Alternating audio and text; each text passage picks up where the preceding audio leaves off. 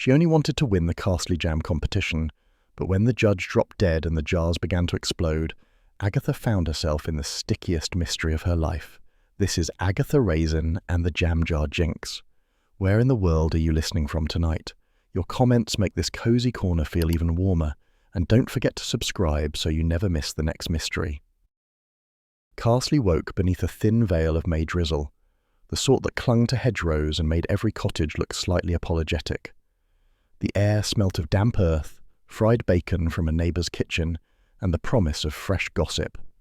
Agatha Raisin stepped out of her cottage with purposeful stride, chin lifted, handbag swinging like a weapon of mild intimidation. She felt almost victorious. Her hair, freshly treated with an obscenely priced serum from Paris, fell in a sleek blonde sheet. For once, she thought she resembled the confident, ageless woman she insisted she still was. Carsely's lanes glistened with rain as she marched toward the WI Hall. Today was the annual jam competition, and Agatha intended to erase last year's marmalade humiliation. She had practiced, rehearsed, sterilized and re-sterilized until her kitchen smelt like a chemistry lab. Her masterpiece, Raisin's Regal Raspberry, sat inside her wicker basket, wrapped in a tea towel like something holy. She reached the hall, where the usual suspects hovered. Doris Simpson stood by the entrance like a gatekeeper of rumours, cheeks pink with excitement. Mrs. Bloxby drifted nearby with serene grace, handing out gentle smiles as though distributing blessings. Mrs. Cartwright, Carsely's self-appointed jam monarch, presided over a table of jars with the expression of someone who had invented fruit. Agatha swept inside.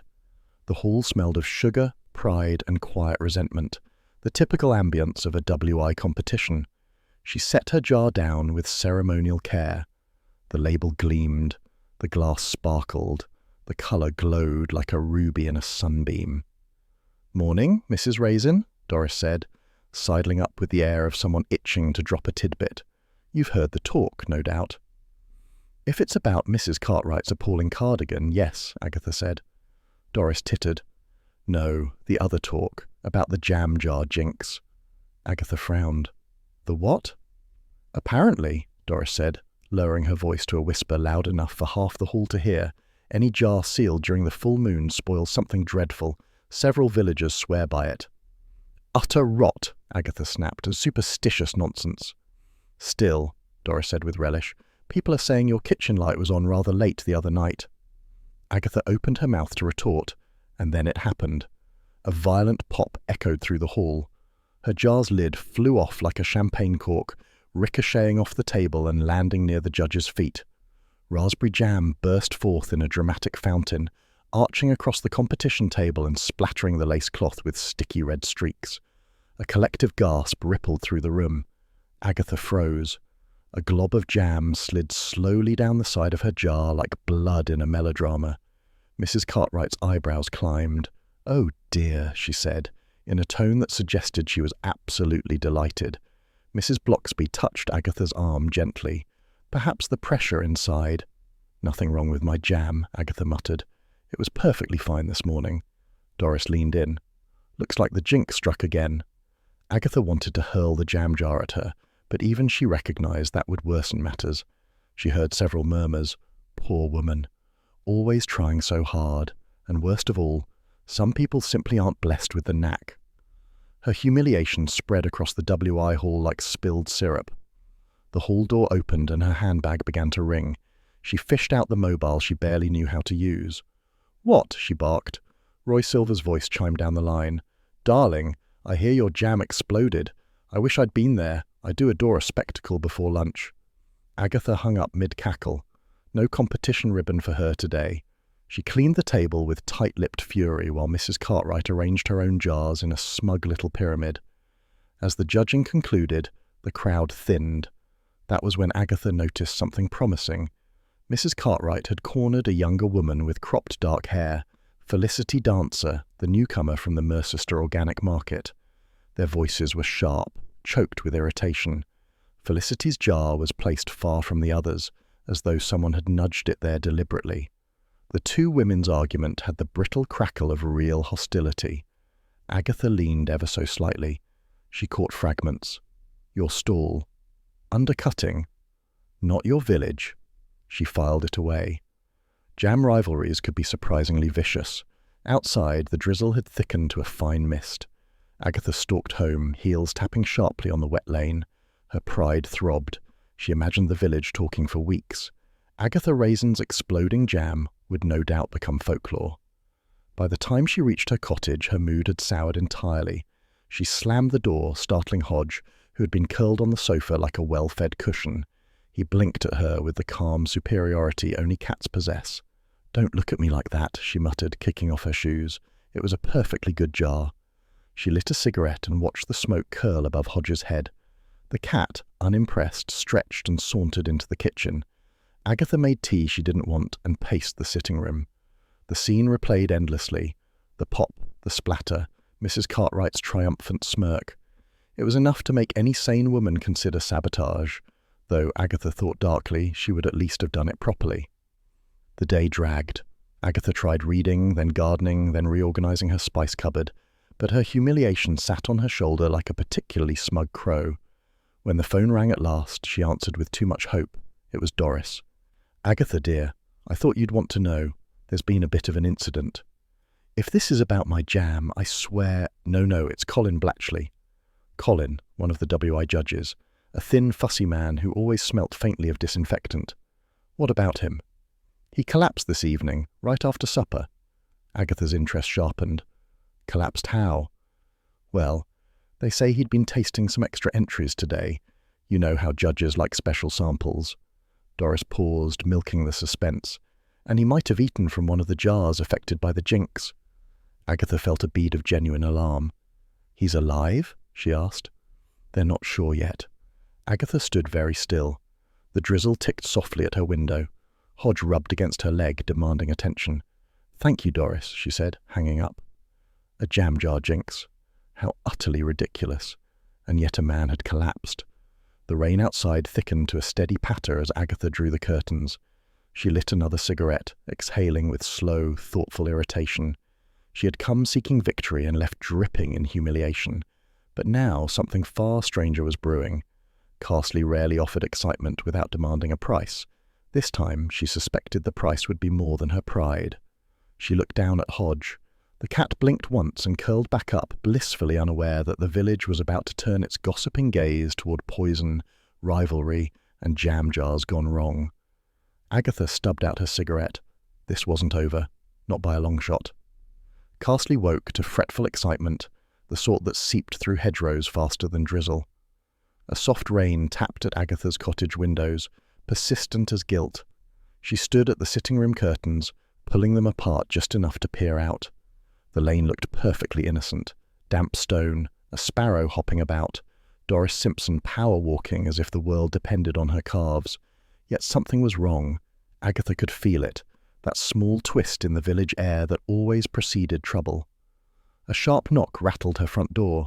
She startled, sloshing tea over her dressing gown.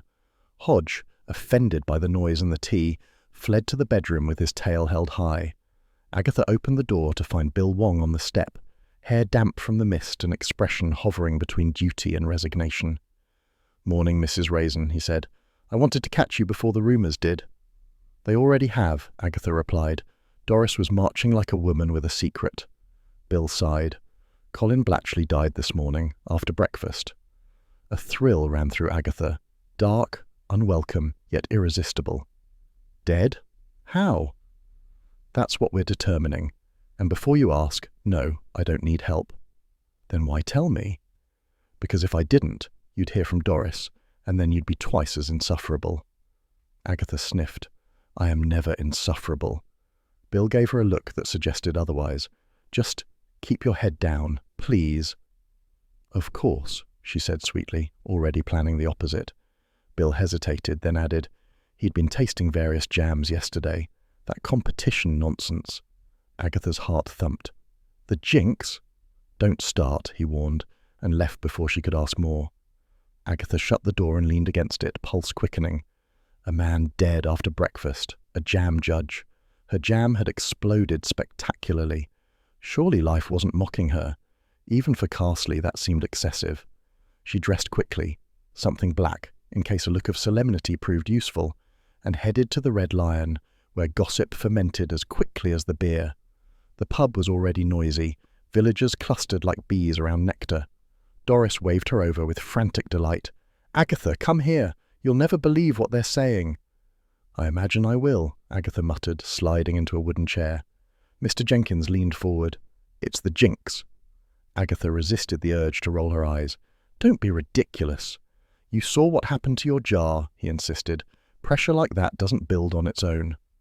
"Poor sterilization," Agatha said. "Or someone tampered with it." A ripple of murmurs followed. Mrs. Cartwright, seated primly with her handbag perched like royalty, chimed in. "Well, my jam was perfectly safe." Her tone grated across Agatha's nerves. "No one mentioned your jam?" Agatha snapped. "No need," Mrs. Cartwright said. "Quality speaks for itself." Agatha felt her cheeks warm. She had no ribbon to brandish, no vindication, and now a judge was dead. Small wonder the village looked at her as though she might be storing poison in her pantry. Doris leaned closer. "Some say Colin was seen at the Mercester market buying jam from that Felicity girl. Highly improper for a judge. Perhaps he ate one of hers." Agatha chewed her lip. Felicity Dancer. Nervous thing with earnest eyes and a stall that smelt aggressively wholesome. Could she be involved? She seemed more likely to poison someone accidentally with enthusiasm.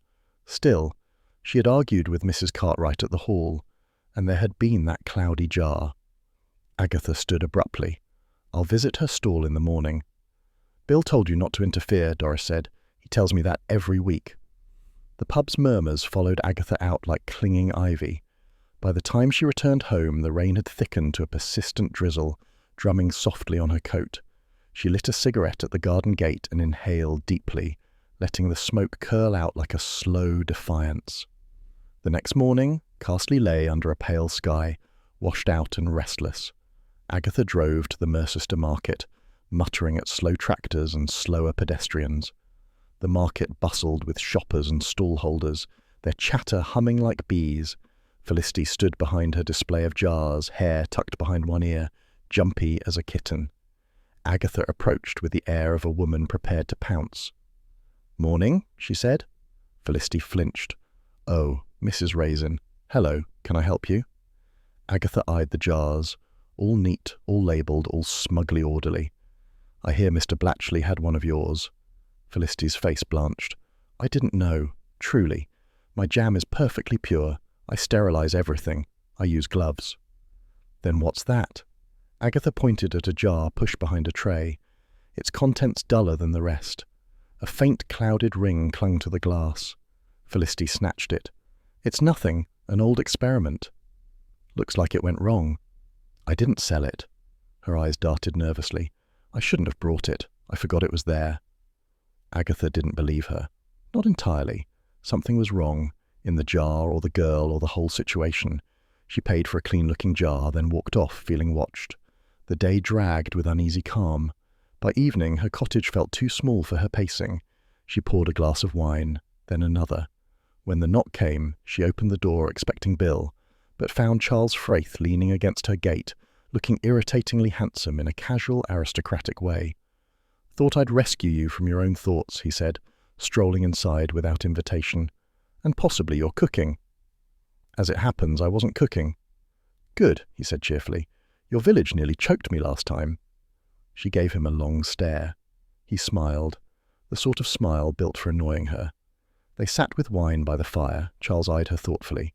"So, a dead judge, exploding jam, and you in the middle of it. Again." "Coincidence," Agatha said, "or incompetence." She threw a cushion at him. "Touchy," he said, laughing. "Perhaps you sabotaged your own jar, a subconscious expression of culinary frustration." "I'll sabotage your face." That sounds like a threat of passion." "Charles." "Agatha." Their eyes met briefly. He looked mischievous. She looked ready to fling the wine bottle. It was, in short, a typical evening. As he left, he kissed her cheek lightly. "Do try not to get arrested, darling. It would be terribly dull without you." She closed the door and leaned on it. He always had a way of making her feel both admired and ridiculous.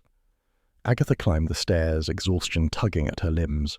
Hodge padded after her and leapt onto the bed, circling twice before settling with a yawn.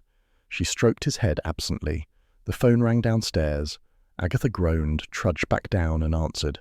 It was Bill. He sounded serious. Agatha, the autopsy came through. And? They found traces of a rare plant toxin, the sort that can build up in jars if plant residues or badly cleaned lids are involved. Agatha stiffened. This wasn't food poisoning, Bill added quietly. Someone gave him a contaminated jar. A long pause filled the line. The Jinx, Agatha whispered. Bill sighed. Don't start that again. But the village superstition no longer felt amusing, not when a man lay dead.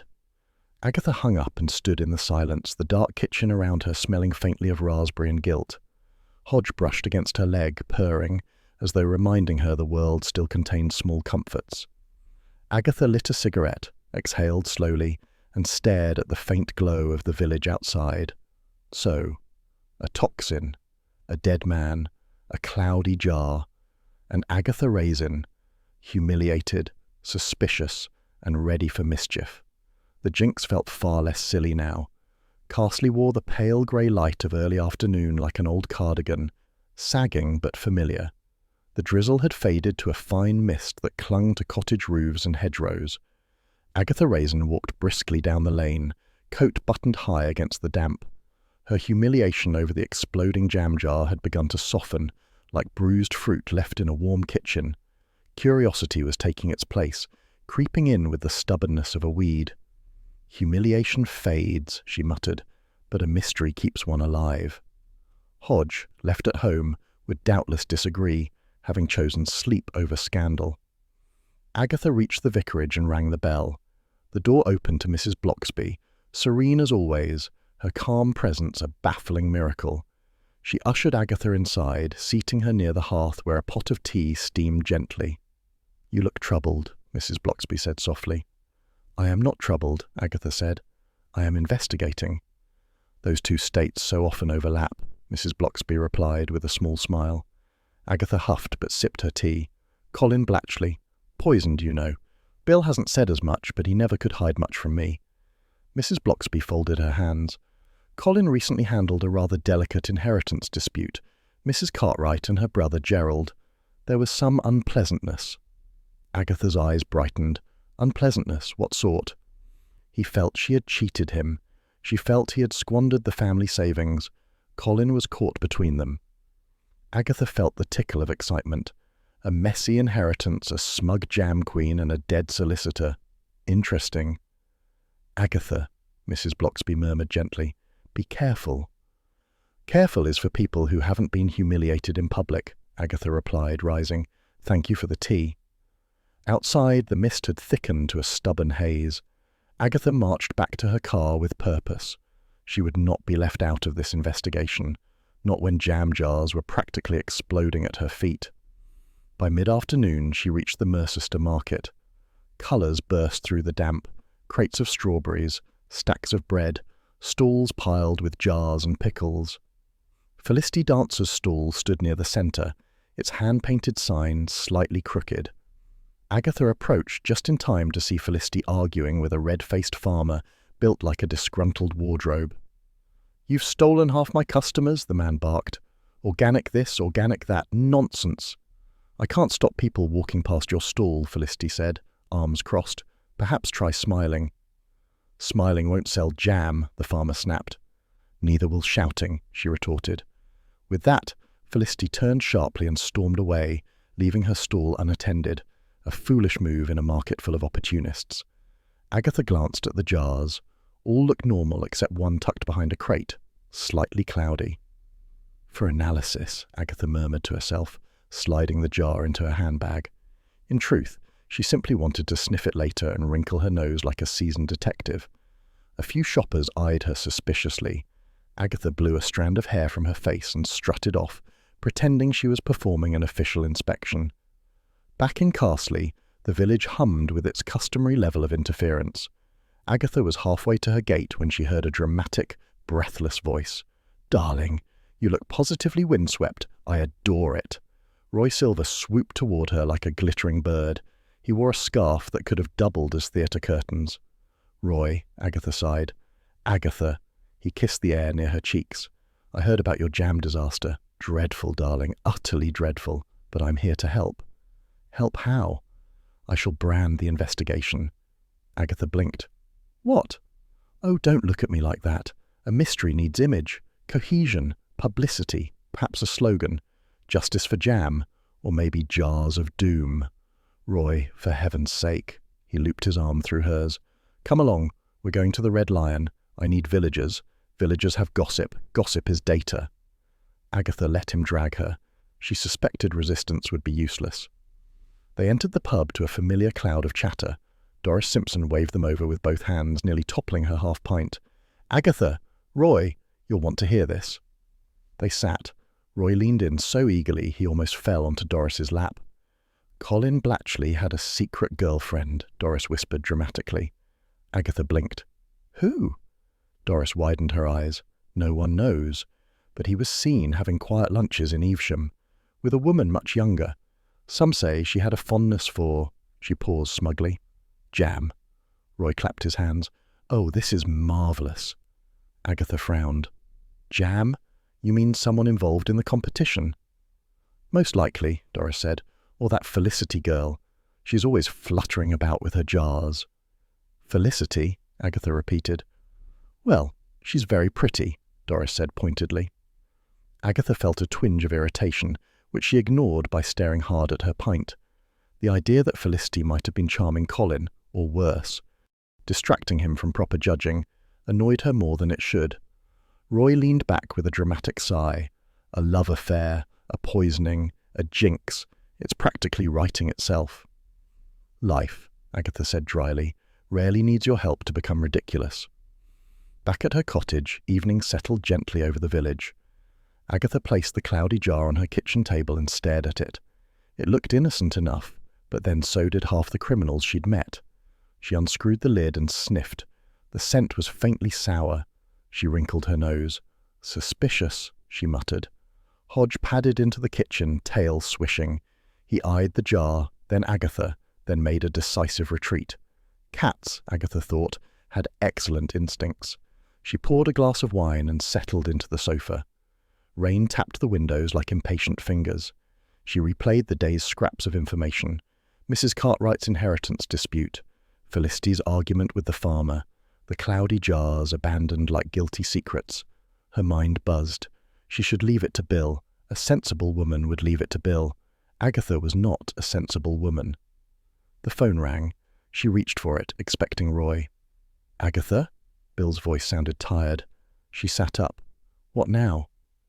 Felicity reported a break-in at her stall overnight. Someone's been tampering with her stock. Agatha's pulse quickened. Tampering?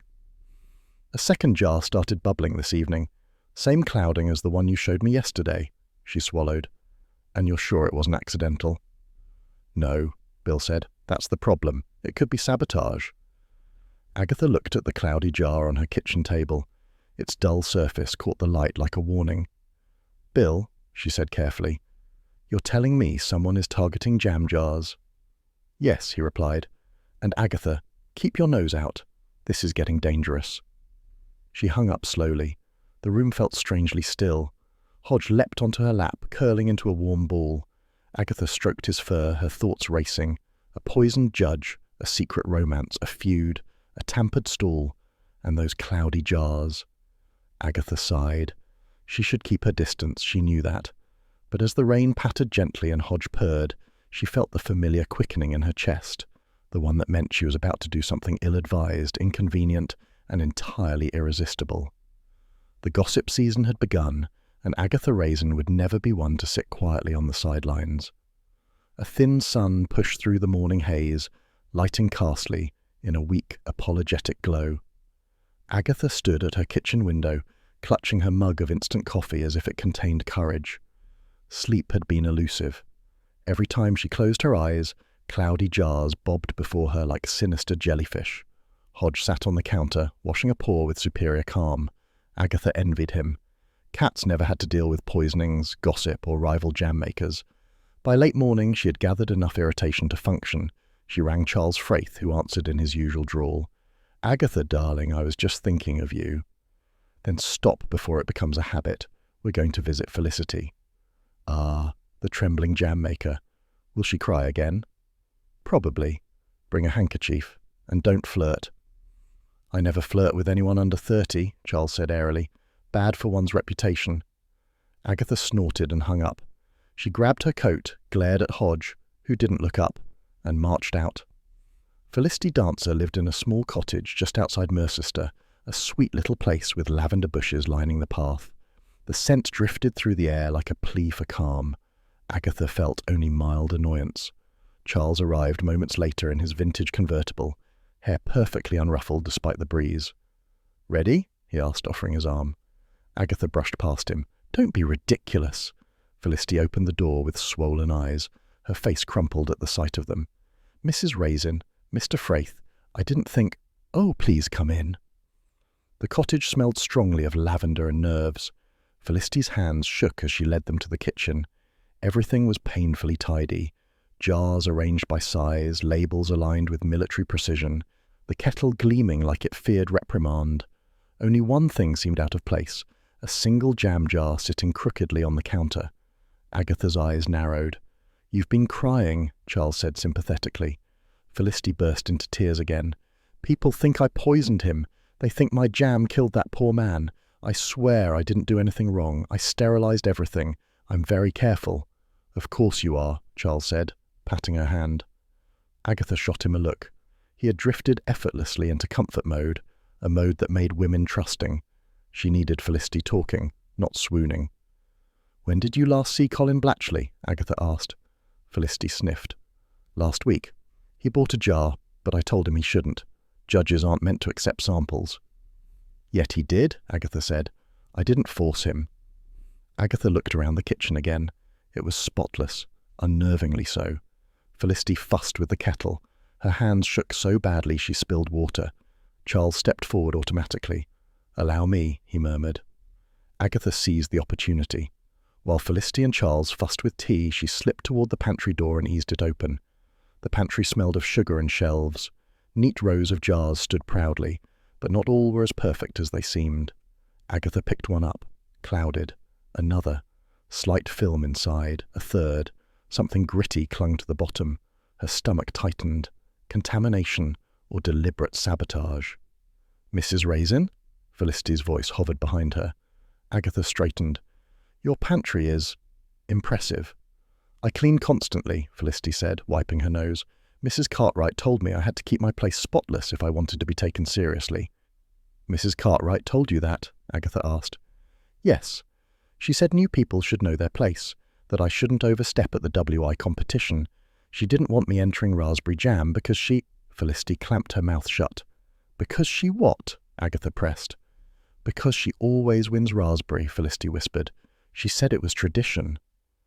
Agatha felt the spark of something sharper than curiosity. Class tension, jealousy, the petty pride of a village queen guarding her crown. "Did you notice anything odd?" Agatha asked.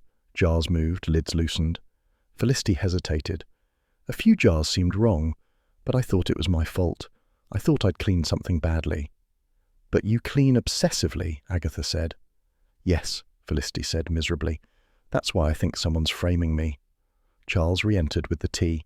"Perhaps a disgruntled customer," he suggested lightly. Felicity shook her head quickly. "I don't know. I never meant harm. I just sell jam." Agatha believed her, mostly, but belief was not evidence. Later, Agatha drove Charles back to Carsely. The countryside blurred past in a wash of hedges and drizzle. "She's innocent," Charles said comfortably. "She's frightened," Agatha replied. "That's not the same." "True," Charles admitted. "You think Mrs. Cartwright tampered with those jars." "I think Mrs. Cartwright would stab someone with a spoon if it helped her win a ribbon," Agatha muttered. "But I don't know." Charles smiled. "You're enjoying this?" "I'm investigating," Agatha said primly.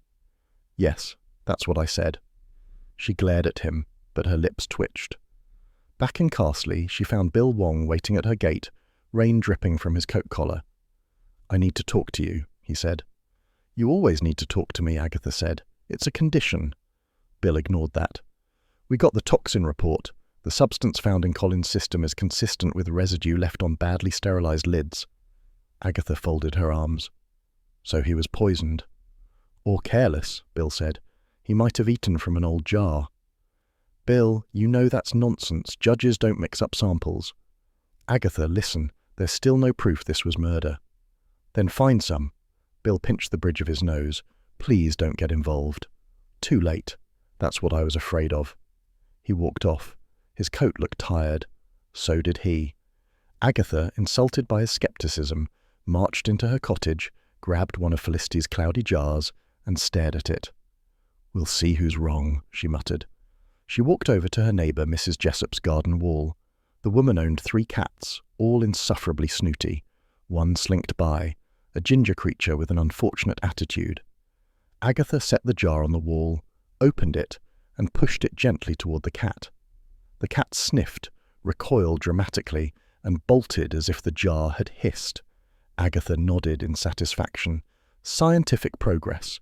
She carried the jar home, placed it on the table with triumph, and poured herself a glass of gin. You see, Hodge, she told the cat, who lounged on the sofa like a Roman emperor. Real detective work. Hodge flicked an ear but did not comment. The house grew quiet as night settled in. Rain began again, tapping gently at the windows. Agatha climbed into bed feeling a rare sense of certainty. She was onto something. She could feel it. But at dawn she woke with a jolt, not from a sound but from a sensation. Something was wrong. She padded downstairs in her slippers.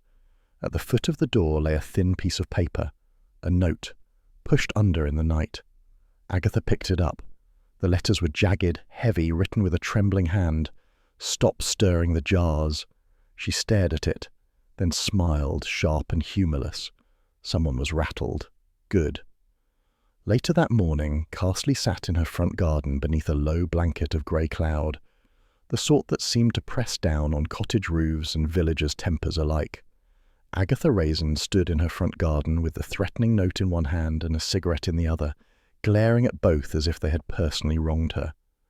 The message, "Stop stirring the jars," looked ridiculous in daylight, but its presence on her doormat that morning had sent a cold shiver down her spine. Hodge watched her from the window with bored disdain, tail flicking lazily. Bill Wong arrived 10 minutes later, rain on his collar and resignation in his eyes. Agatha thrust the note at him. "Read that," she commanded. He scanned it, sighed heavily, and folded it. "Agatha, it's probably a prank." "A prank?" she snapped. "Someone sneaked up to my door at night. That's not a prank, that's a warning." "Or a joke," Bill said carefully. "Villagers can be idiots? Yes, but not this sort of idiot." Bill shot her a look. "Don't escalate this. Don't push people. A man is dead." "Exactly why I'm escalating," she replied. Bill rubbed his forehead. "Please, Agatha, keep out of it." "I'll keep out of it when you find the killer." Bill made a frustrated sound, something between a sigh and a quiet curse, then walked away muttering about paperwork and headaches. As soon as he disappeared around the corner, Charles Fraith strolled up the lane with a self-satisfied expression.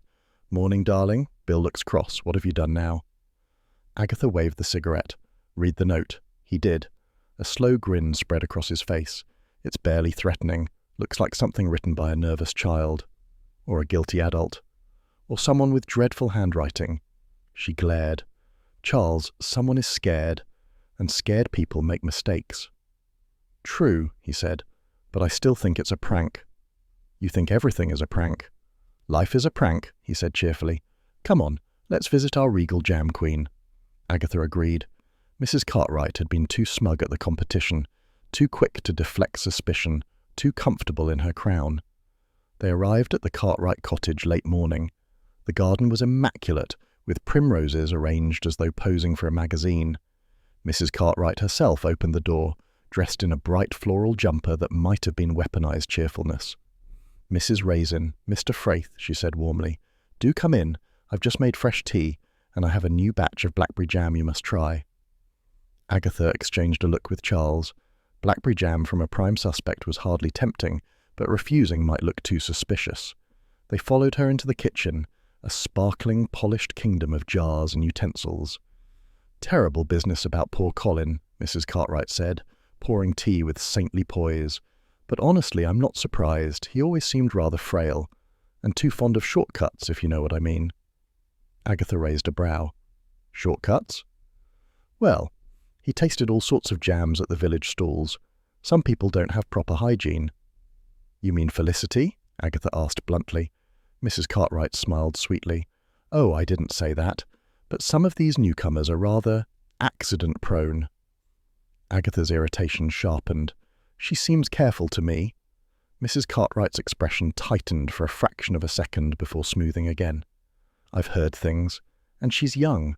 Not everyone understands sterilization. She mentioned you warned her not to overstep her place, Agatha said lightly. Mrs. Cartwright's hand froze on the jam spoon. She said that? Something like it.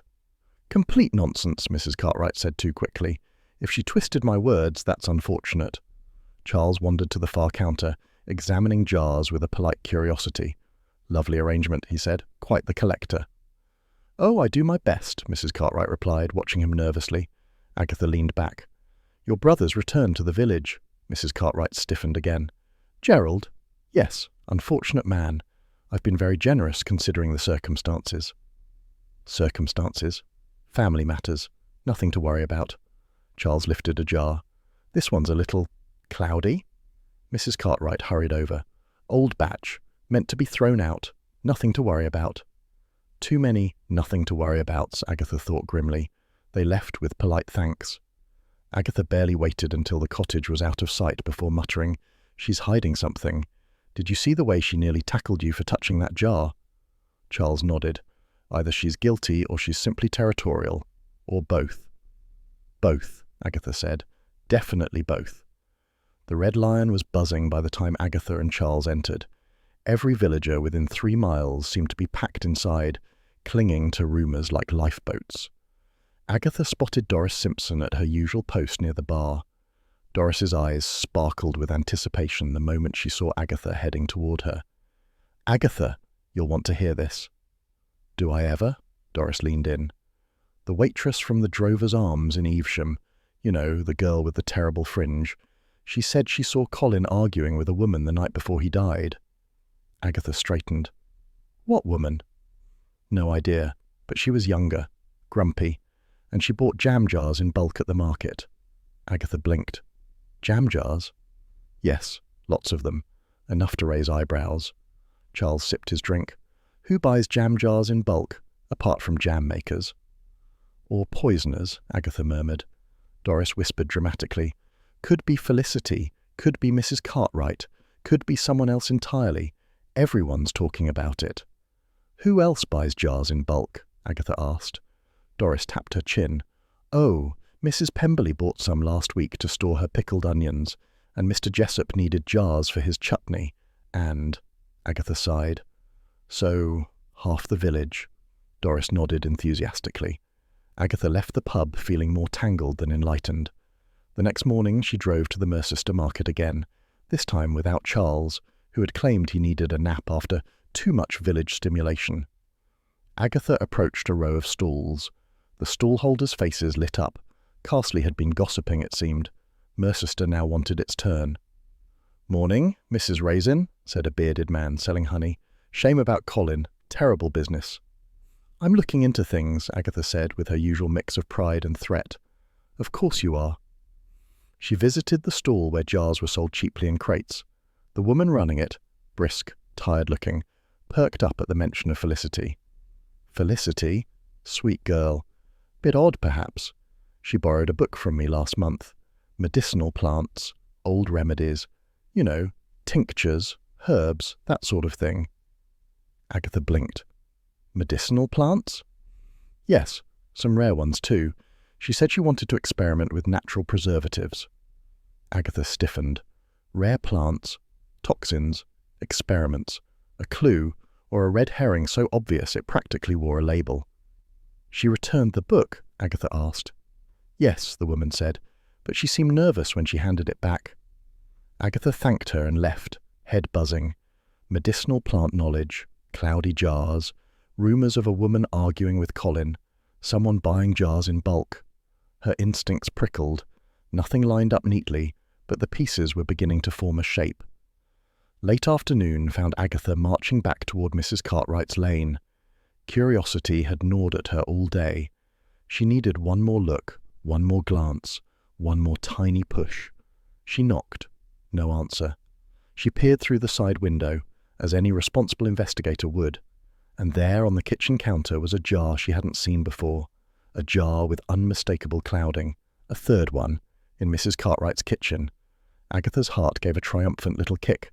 Someone in this village was tampering with jars, and now the contamination had spread to the Queen herself. She stepped back from the window, lit a cigarette, and watched the smoke rise into the still air. This was no prank, no superstition, no simple accident. Someone was stirring the jars, and Agatha was getting closer, whether the killer liked it or not. A pale, reluctant sun crept over Carsely, turning the morning mist into a damp silver veil. Agatha Raisin stood at her kitchen counter with a mug of strong tea, trying to persuade herself she felt energized. Hodge lounged nearby with a look that suggested she was wasting her time.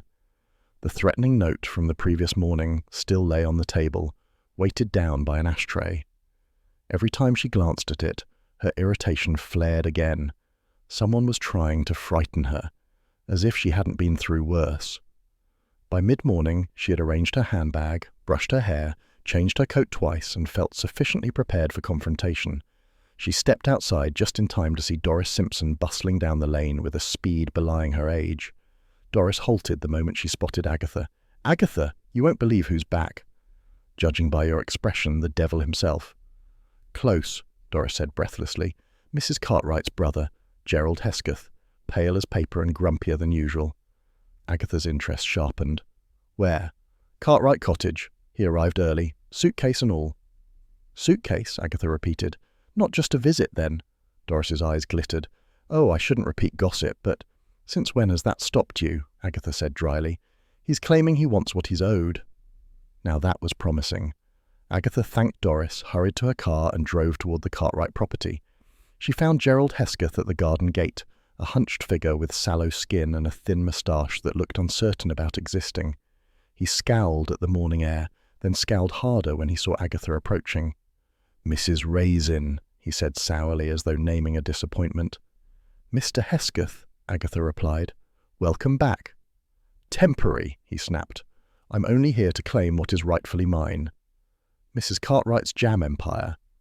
"Don't mock," he growled. "Family property. She stole half of it. Colin Blatchley was supposed to sort the matter." "Ah," the late solicitor again. Agatha studied Gerald's fidgeting hands. "You knew Colin well?" "He handled our affairs." Gerald grunted. "Said he'd talk to her, then he died." "Terrible shock," Agatha said. "Convenient shock," Gerald muttered. Agatha's eyes widened. "For whom?" He stiffened. "I'm not accusing anyone, least of all myself." "No one suggested. I only want what's owed," he said firmly, "and I won't be mixed up in your village nonsense."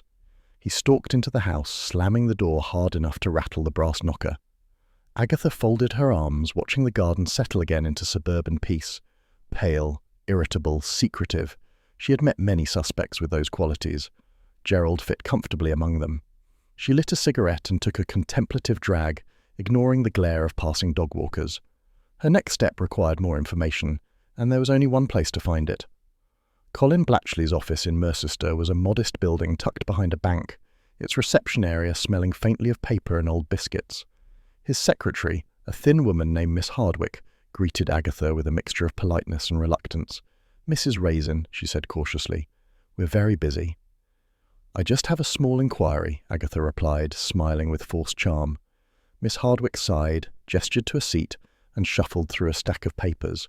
Poor Mr. Blatchley. He never had a moment's peace, always receiving letters. "Letters," Agatha echoed. "Anonymous ones," Miss Hardwick whispered.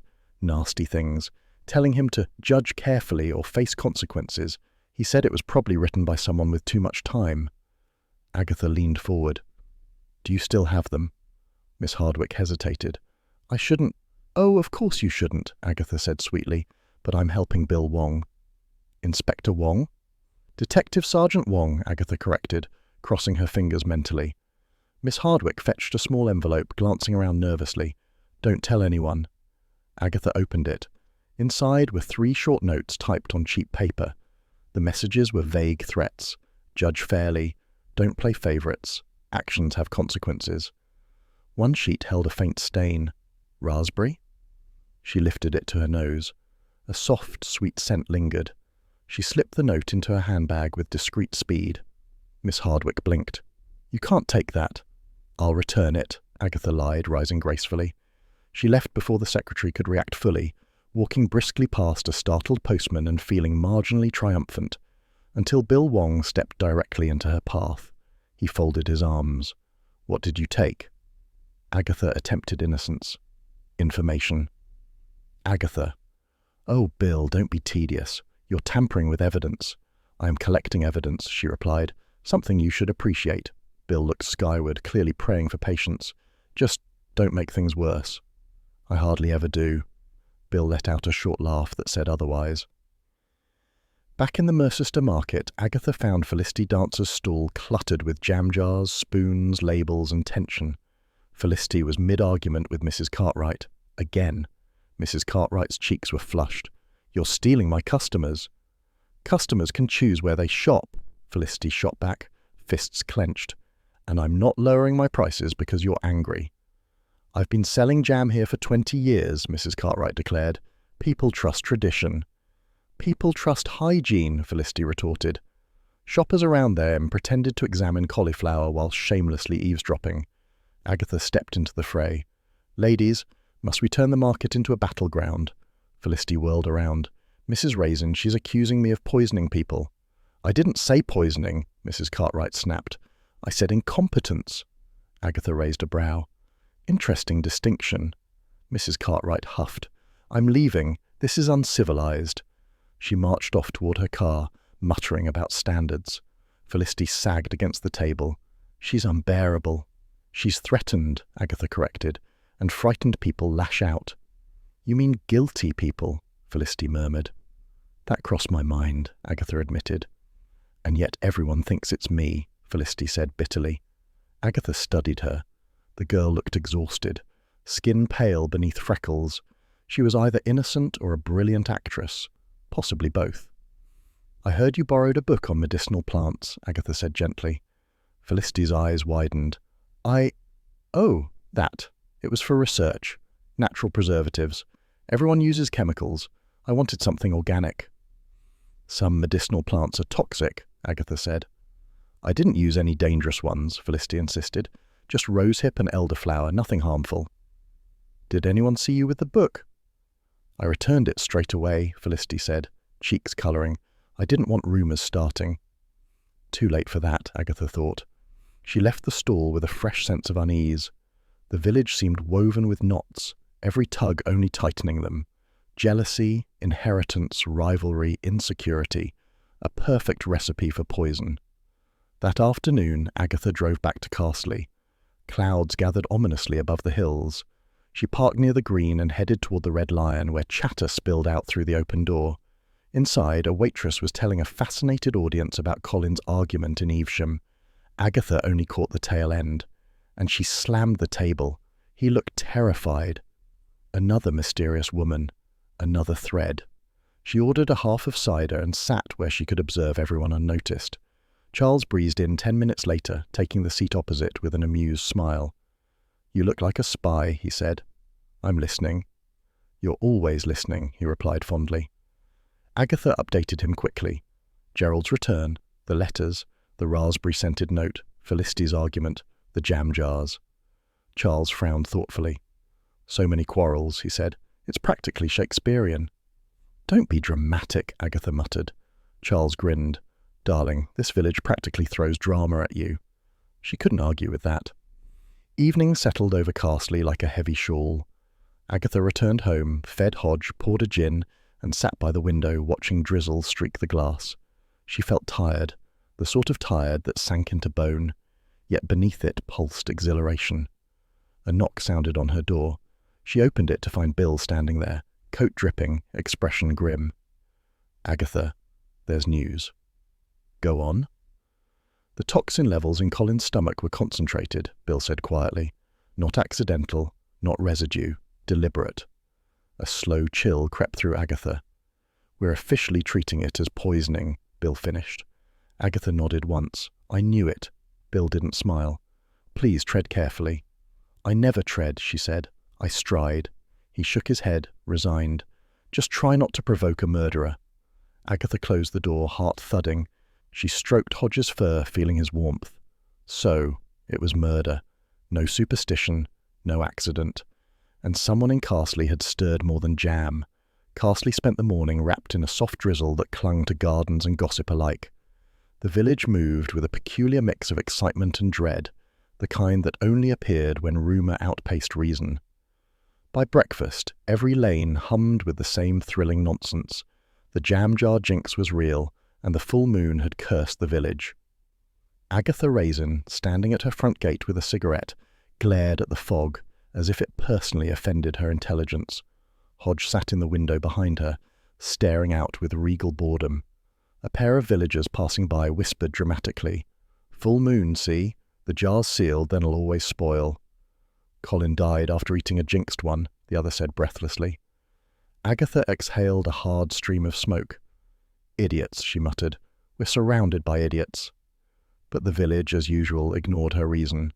She marched to the shop for milk, only to be intercepted by Doris Simpson, bursting with importance. "Agatha, you must hear this. Absolutely must." "I doubt it," Agatha said wearily. Doris leaned closer.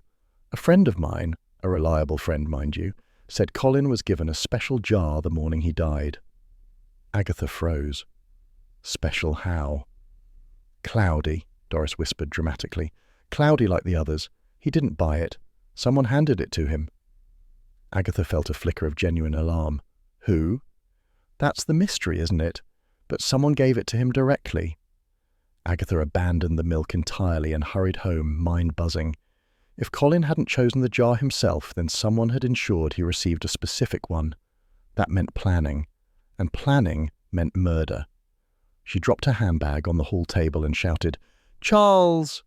He wasn't there, of course, but yelling made her feel better. She rang him. "Agatha," he answered lazily. "Is someone dead again?" "Stop being flippant. Come over. Bring wine if you have it." "On my way." She rang Roy next. He answered with a dramatic gasp. "Has someone sabotaged your hair serum? Tell me everything." "Just get here." Roy arrived first, sweeping into her cottage in a swirl of expensive cologne and scarf. Charles followed soon after, carrying a bottle of white and looking amused. They gathered around Agatha's tiny kitchen table, the cloudy jar from the previous day sitting in the middle like a guilty spectator. Agatha briefed them briskly. Doris's revelation, Colin receiving a jar that wasn't his, the full moon nonsense. "So," Agatha said, tapping the table, "who could have slipped Colin that jar? Who had access that morning?" Roy held up a finger. "Let us list the suspects. Lists make everything glamorous." Charles raised a brow. "Since when?" "Since always," Roy declared. Agatha pulled paper from a drawer. "There are 3 possibilities. Felicity, Mrs. Cartwright, and Gerald." Roy frowned. "Gerald. He looks like he'd struggle to poison a houseplant." "He's desperate for inheritance," Agatha said, "and he hates his sister." "Everyone hates his sister," Charles murmured. Agatha ignored him. "We need to establish who saw Colin that morning." Roy tapped the jar. "Test it." Agatha narrowed her eyes. "How?" "Open it," Roy said. "See if it fizzles like a science experiment gone wrong." Charles grinned. "Brilliant idea." Agatha grimaced but unscrewed the lid carefully. A faint hiss escaped, followed by a bubbling noise that made all 3 of them recoil. "It's alive," Roy whispered. "Don't be dramatic," Agatha muttered, though she matched his expression. The jam inside quivered strangely, as if resenting daylight. "It shouldn't fizz," Charles said. "Jam shouldn't fizz." "Scientific confirmation," Agatha said grimly.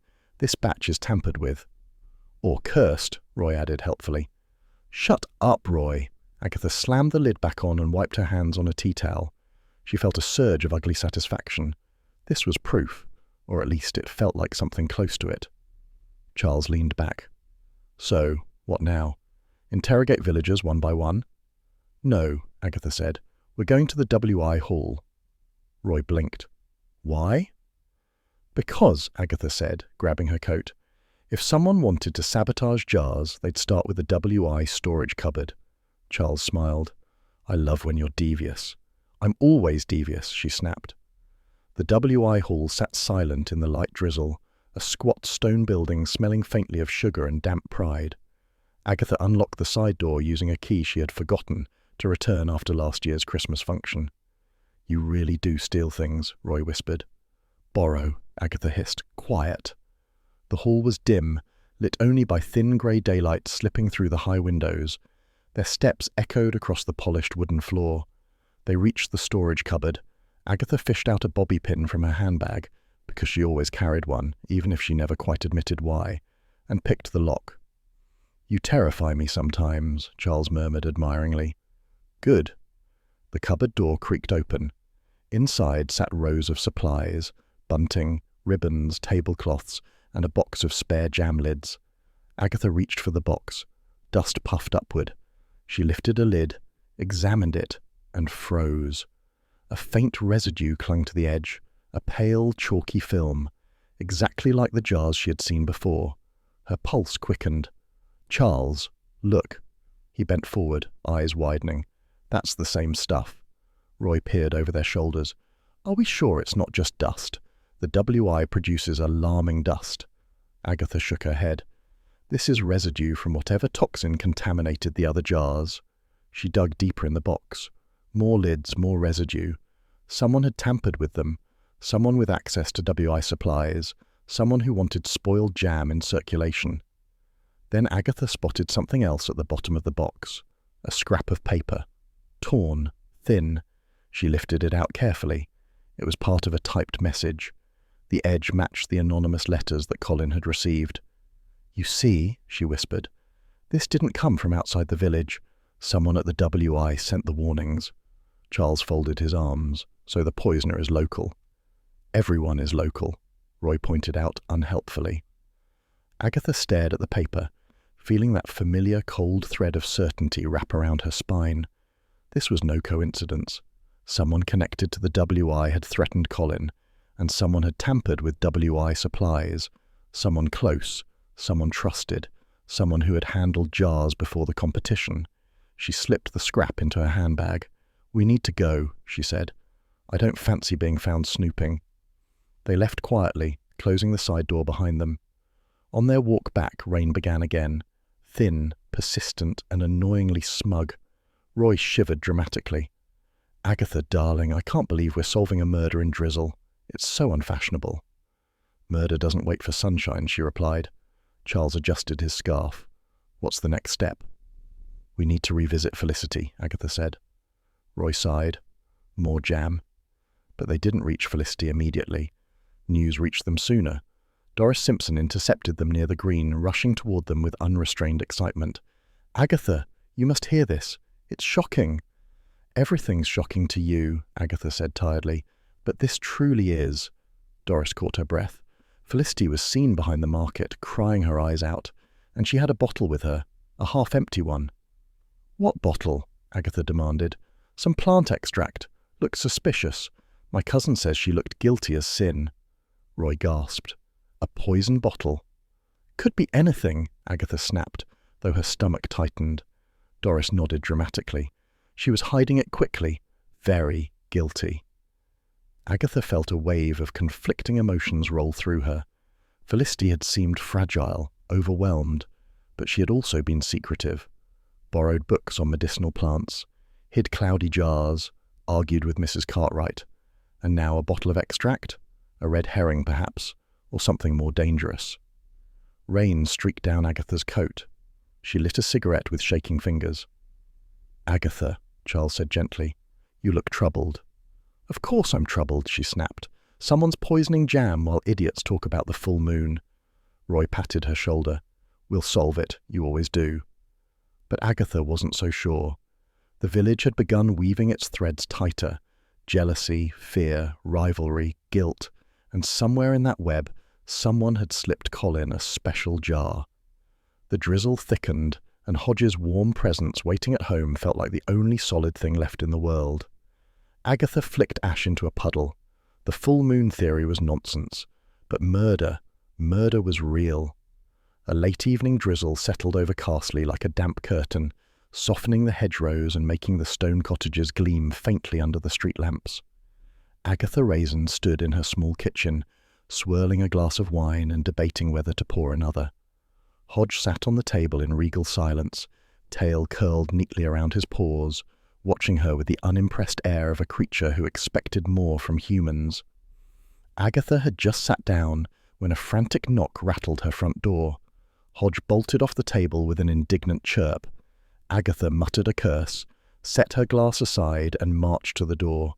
She flung it open to find Felicity Dancer standing on the step, hair plastered to her cheeks, coat soaked through, eyes wide with panic. Rain glistened on her face like tears, until Agatha realized some of them were actual tears. "Mrs. Raisin, please, may I come in?" Felicity gasped. Agatha stepped aside, sensing drama and misery in equal measure. Felicity stumbled into the hallway and immediately dissolved into tearing sobs, clutching a canvas bag to her chest. "Oh, for heaven's sake," Agatha muttered, guiding her into the lounge. "Sit down before you faint. You're dripping on the carpet." Felicity collapsed onto the sofa, shaking uncontrollably. Agatha handed her a tissue. Felicity took it and promptly ruined it in seconds. "What's happened?" Agatha demanded. "Speak, preferably in English." Felicity inhaled a shuddering breath. I did it." Agatha's heartbeat quickened. "Did what?" "The jars," Felicity wailed. "I ruined everything. But I didn't kill Colin, I swear I didn't." Agatha froze, wineglass halfway to her lips. "Start again, slowly, preferably without shrieking like a kettle." Felicity wiped her eyes. "I've been experimenting with extracts. Natural ones. I wanted my jam to stand out. Elderflower, rosehip. Even—" She gulped. "Foxglove." Agatha choked on her wine. "Foxglove? Are you mad?" Felicity cried harder. "It was only once. I didn't sell it. I threw it out. But the jars. Oh, the jars. My early batches sometimes clouded, and the lids hissed, and everyone's blaming me now. Mrs. Cartwright said I've doomed the village." "Mrs. Cartwright says everyone dooms the village," Agatha muttered. "Keep going." "I tested different plants. Tiny amounts," Felicity said, voice cracking. "Just natural preservatives. But then I realized the textures were wrong and stopped, and now everyone thinks I poisoned Colin." Agatha folded her arms, studying the trembling girl. Felicity was a jumble of fear and youthful foolishness, but she didn't look capable of murder.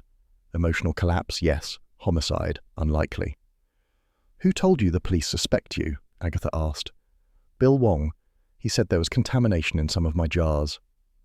"Bill talks too much when he's tired," Agatha muttered. "And Doris Simpson talks too much always." Felicity sobbed harder. "Mrs. Raisin, someone is trying to frame me. Please, you have to help me." Agatha sighed. This was precisely the sort of situation she avoided by not being kind. People asked favors. People cried. People expected her to save them.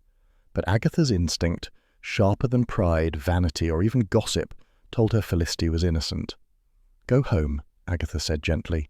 "Lock your windows, and stop confessing to half-baked crimes you didn't commit." Felicity nodded miserably, gathered her soaked bag, and stumbled into the drizzle. Agatha shut the door, leaned against it, and muttered, "Bloody village." Hodge emerged from beneath a chair, blinking as if to say he'd predicted the chaos. Agatha poured another gin instead of wine. The next morning arrived draped in pale mist. Agatha had barely eaten 2 bites of burnt toast when Bill Wong knocked at her door. He stood on the step, looking exhausted and faintly annoyed, his dark hair damp from the fog. "Agatha, what did you do to Felicity?" he asked. "Me?" Agatha said indignantly. "I comforted her. Poor girl." Bill rubbed his forehead. "She thinks she's confessed to a crime. She hasn't. And if she has, she did it badly." "Agatha," Bill said sternly, "Felicity is now our main suspect." She rolled her eyes. "Convenient. Too convenient." "She worked with plant extracts. Her jars show contamination, and she's been behaving erratically. She's 24 and scared." Agatha snapped. "Most 24-year-olds behave erratically when threatened with arrest." Bill sighed. "Please don't interfere." Agatha raised her chin. "I'll consider your request." "I know what that means," Bill muttered.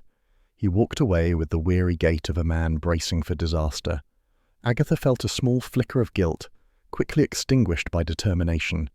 If the police wanted to charge an innocent girl, they were welcome to try, but they'd have to get through Agatha Raisin first. That night the drizzle turned to a soft rain. Agatha, restless and suspicious, took a walk through the village. Lights glowed behind curtains.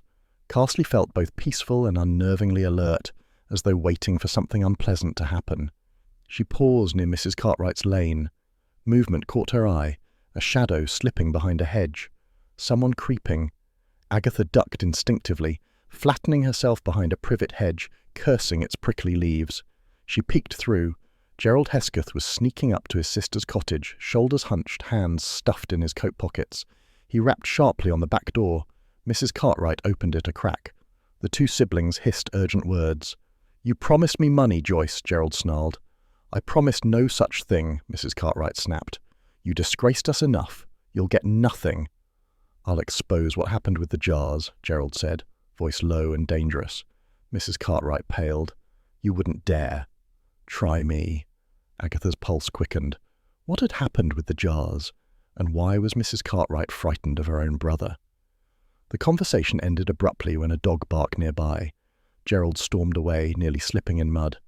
Mrs. Cartwright closed the door quickly, her face grey with fear. Agatha slipped back to the lane before anyone saw her. She hurried home, mind racing, Gerald threatening exposure, Mrs. Cartwright terrified, Felicity confessing conveniently, someone tampering with the WI lids, and Colin receiving a jar he didn't choose. Too many threads, too many motives. She lit a cigarette and smoked in the hallway, ignoring Hodge's disapproving stare. "We're close, Hodge," she murmured. "Someone's cracking." Hodge yawned, unimpressed. The next morning dawned with sharp sunlight, surprising after so many days of drizzle. Agatha sat outside with tea, pretending she wasn't waiting for trouble. Trouble arrived. A panicked villager sprinted up the lane. "Mrs. Raisin, come quickly. Police are at Mrs. Cartwright's." Agatha abandoned her tea and marched toward the cottage. A small crowd gathered near the back garden. Bill Wong stood by the hedge, wearing the expression he reserved for days involving Agatha. "Agatha," he said tightly. "Don't." "Please," she replied. "I never listen." She pushed past him. Gerald Hesketh lay sprawled near the garden path, unconscious but breathing, his skin an unsettling shade of grey.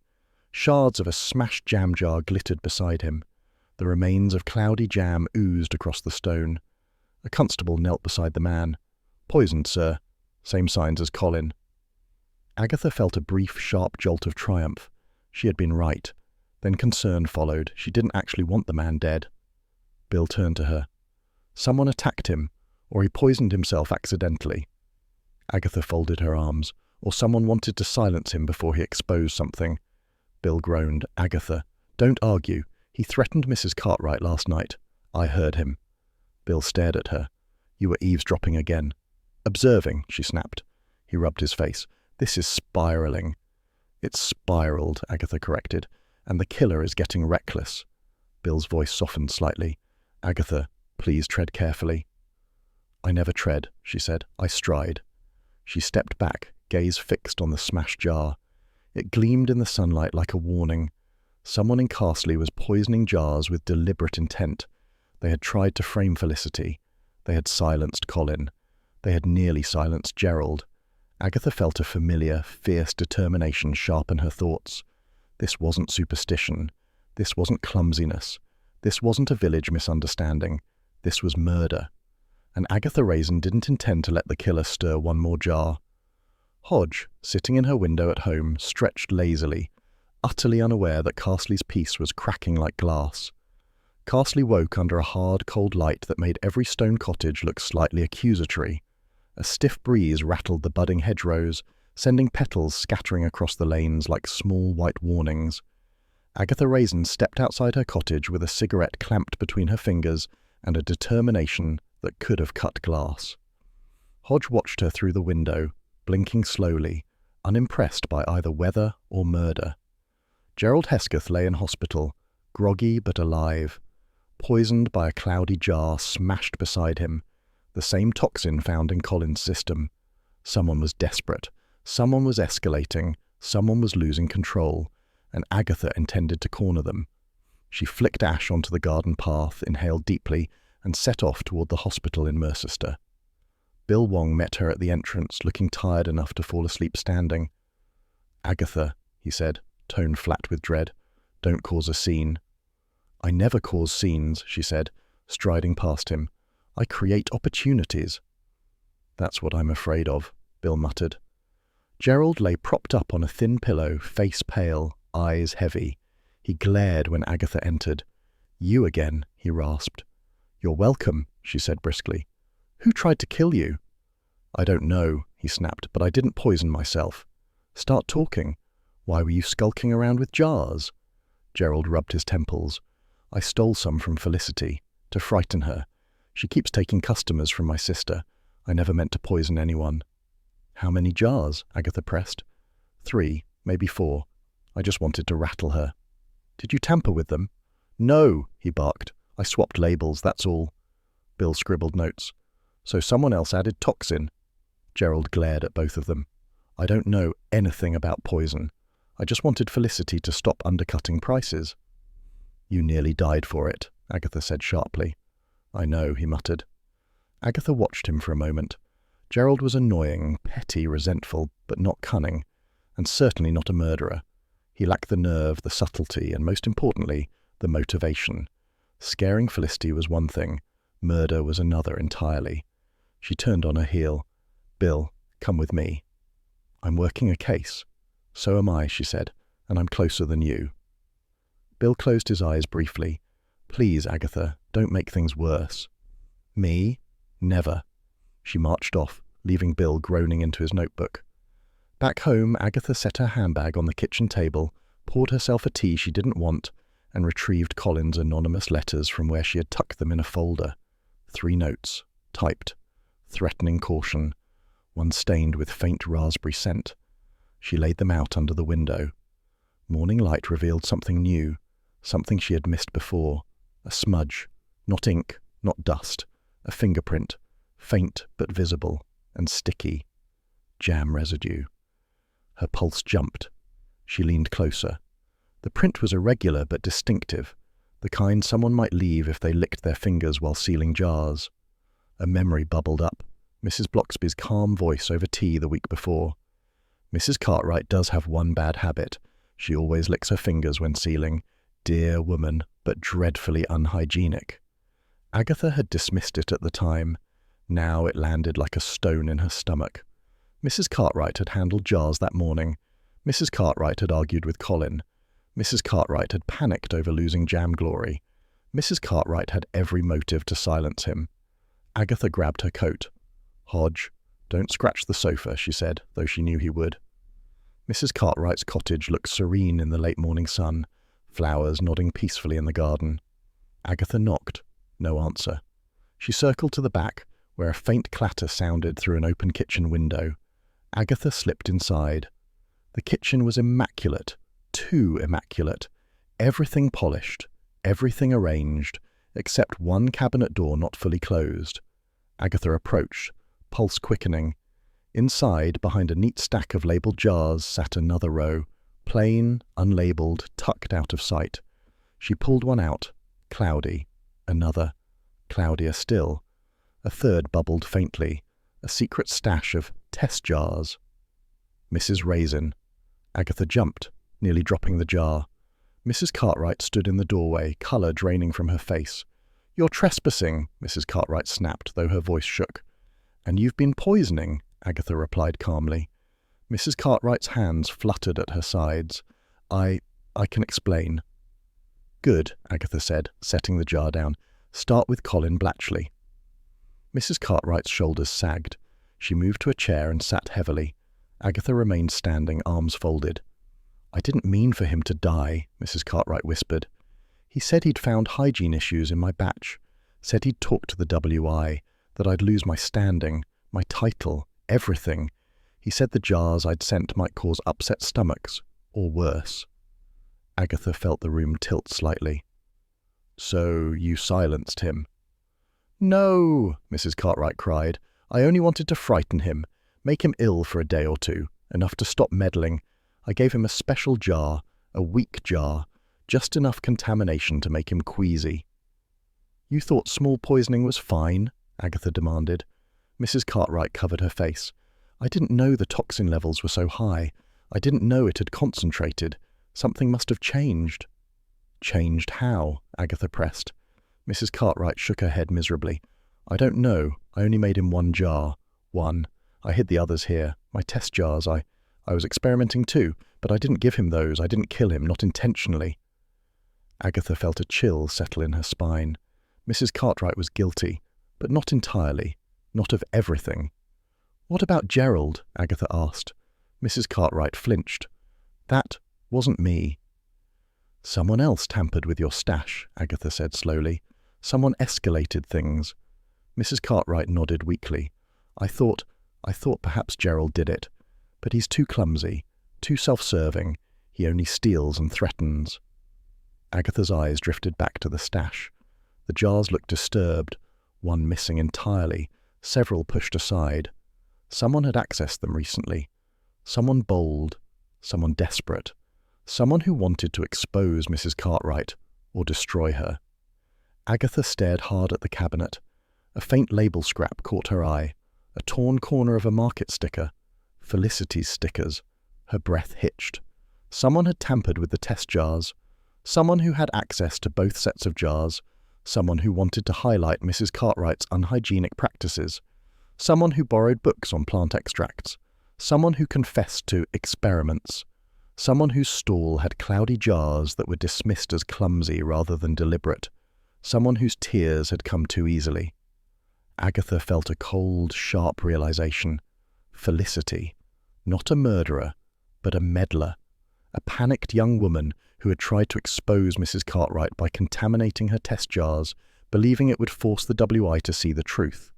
A misguided attempt at justice, which had instead magnified the toxin levels, escalating contamination, and accidentally fueling the entire Jinx. Not Colin's killer, but the spark behind everything that followed. Agatha stepped back, palms cold. Mrs. Cartwright watched her with hollow eyes. I didn't mean for him to die, she whispered again. I know, Agatha said softly, but someone else turned your accident into chaos. Who? Mrs. Cartwright asked. Agatha exhaled. A girl playing detective, a frightened one. The kitchen seemed to shrink. The truth felt heavy, sour as bad jam. Agatha picked up one of the cloudy jars, turning it in the light, watching the murky liquid swirl. She saw two mistakes layered on each other, Mrs. Cartwright's pride and Felicity's desperation, intertwining into something lethal. The village hadn't been cursed by the moon. It had been cursed by human nature. Agatha set the jar down. I'll handle it, she said quietly. Go upstairs, stay there, and don't touch any more jars. Mrs. Cartwright nodded shakily and disappeared up the stairs. Agatha stood in the silent kitchen, heart thudding, drizzle tapping faintly on the windows. The truth was messy, uncomfortable, human. But now she knew. Felicity had tampered with the test jars. The Jinx wasn't mysterious. It wasn't magical. It was just careless meddling, layered onto one woman's pride and another woman's panic. Carsely never needed curses. Its people created enough trouble on their own. Agatha lit a cigarette, inhaled deeply, and stepped into the cool air. The case wasn't over, but the Jinx was finally unmasked. Hodge, when she returned home, stretched on the sofa and blinked up at her with serene disinterest. A domestic reminder that life, unlike jam jars, didn't always need stirring. Carsely lay under a thin veil of morning drizzle, the kind that drifted rather than fell, settling onto the stone cottages like a melancholy shawl. Agatha Raisin stood by her front gate, cigarette in hand, watching the mist curl around the hedgerows. She felt both triumphant and exhausted, a combination she recognized from previous investigations, right before the final confrontation when everything clicked and tempers flared. Hodge watched her from the window with a look of feline judgment that suggested she ought to be ashamed of something, though he wasn't sure what. Today would end it. She tapped ash into a puddle and marched off, coat swishing behind her like a battle flag. She had phone calls to make and 2 stubborn women to wrangle. If Carsely wanted theatre, she would give them a full production. The WI hall sat quiet beneath the damp trees, its notice boards sagging slightly in the wet. Agatha let herself inside using the old brass key she had somehow never returned. Her shoes clicked sharply across the polished wooden floor, echoing off the high ceiling. She made her way to the pantry, a cramped space lined with shelves stacked with jars, tablecloths, and the faint scent of sugar and disinfectant. She switched on the light. It flickered once before settling into a dim hum, perfect for drama. Agatha arranged 3 chairs in the centre as if preparing for a tribunal. She set a single cloudy jar on the table beside them. Visual aid never hurt. She straightened her coat, rehearsed a line or two, and waited. The first to arrive, precisely on time, was Felicity Dancer. The girl stood in the doorway, coat clutched, remaining rainwater gathering on her shoes. "Mrs. Raisin," Felicity whispered. "Why here?" "Because it's neutral territory," Agatha said, "and because it smells of jam. Sit." Felicity sat, nervously twisting her scarf. Her eyes were still pink from crying the night before. Agatha softened briefly, then remembered she had no time for sympathy. Not now. 5 minutes later came Mrs. Cartwright, bustling in with the defensive briskness of someone prepared to deliver a lecture on manners. "Mrs. Raisin," she said stiffly, "this had better not be unpleasant." "I promise nothing," Agatha replied, gesturing at the chair opposite Felicity. "Sit." Mrs. Cartwright eyed Felicity with disdain. Felicity glanced back with a mixture of fear and resentment. Agatha took the remaining chair, folding her hands with deliberate calm. "We're here," Agatha began, "because the 2 of you have managed, between you, to poison half the village's jam supply, nearly kill one man, actually kill another, and inspire a rumour about a moon jinx so ridiculous it makes Doris Simpson sound sensible." Mrs. Cartwright gasped. Felicity shrank in her seat. Agatha leaned forward. "Let's begin with Colin Blatchley." Mrs. Cartwright looked away. Felicity covered her mouth. "Mrs. Cartwright," Agatha said sharply, "tell the truth." Mrs. Cartwright's voice wavered. He said my hygiene wasn't good enough, that my jars weren't sterilized, that he might have to raise the matter with the WI. "And your response," Agatha said dryly, "was to give him a tainted jar." "I didn't think it would kill him," Mrs. Cartwright cried. "I only wanted to make him feel mildly unwell, prove he shouldn't meddle, just a stomach upset. Nothing worse." "Poison is unpredictable," Agatha replied. "Your little upset became lethal." Felicity looked horrified. "You poisoned him." "I didn't mean to," Mrs. Cartwright snapped. "I used a jar from my test batch. A weak one. I didn't realize the toxin had concentrated." "Because someone else tampered with the jars after you," Agatha said. Felicity stiffened. Agatha pulled the cloudy jar closer. "This isn't just Mrs. Cartwright's mistake. It's yours too, Felicity." Felicity faltered. "I didn't know they were dangerous."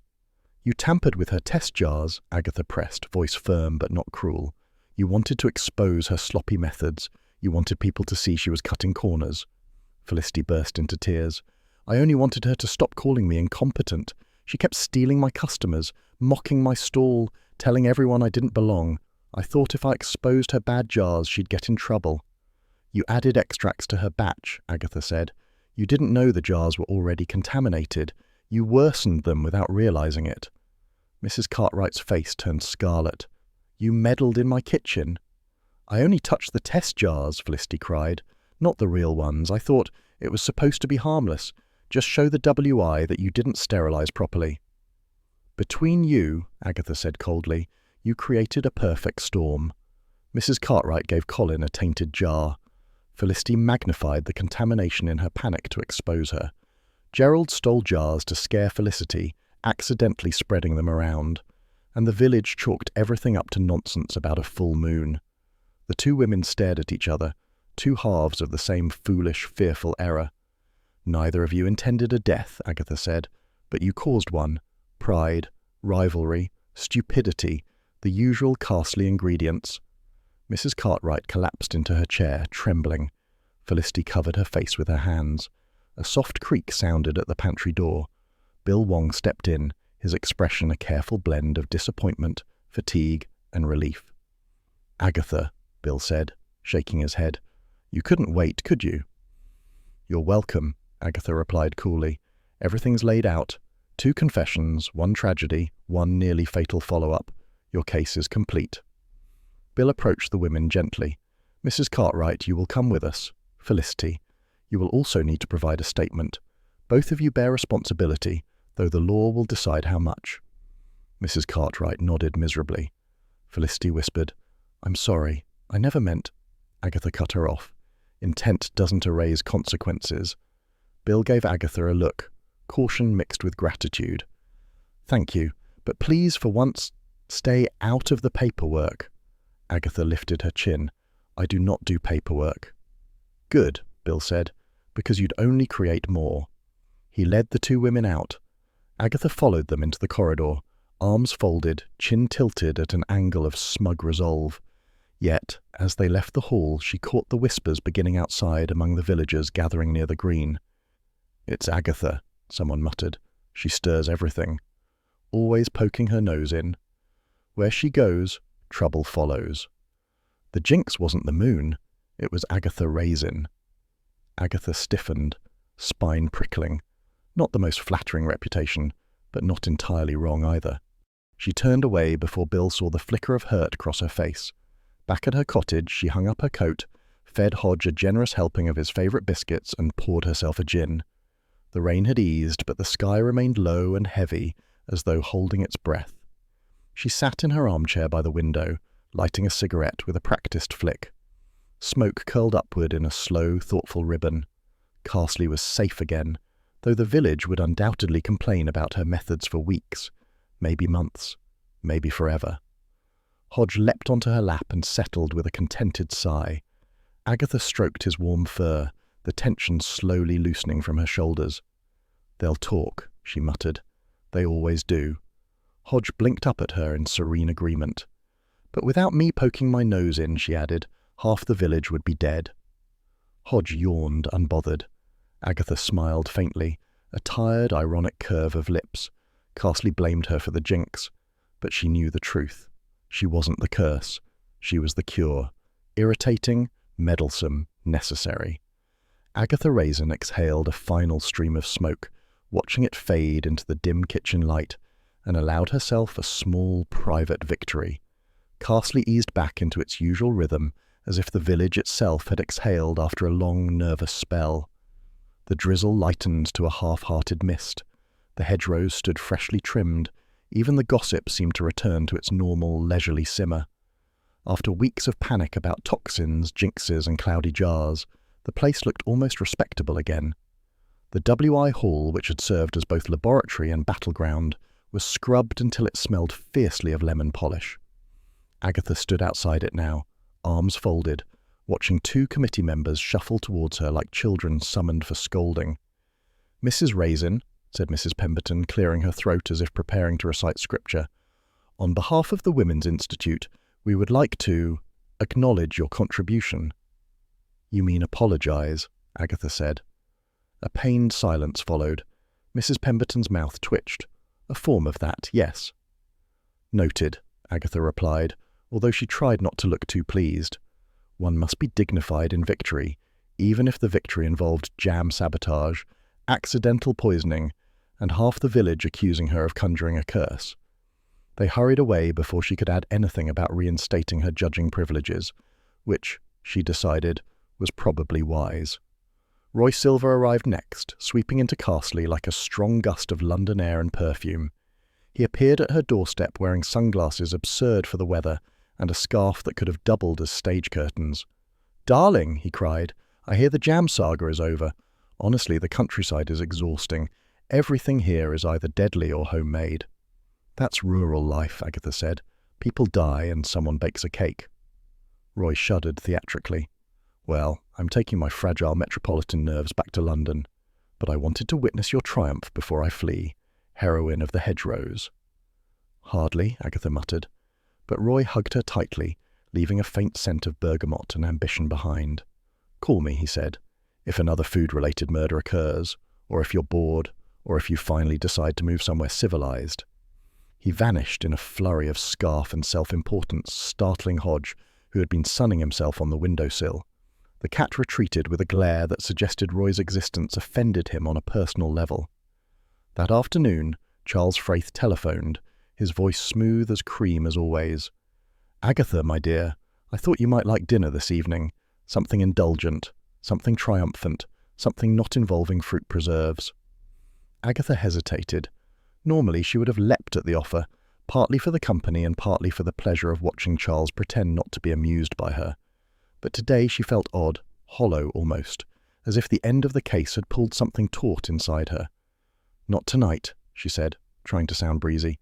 "I'm exhausted." "Exhausted?" Charles repeated. "You?" "Don't be rude," she snapped, then softened. "Another time."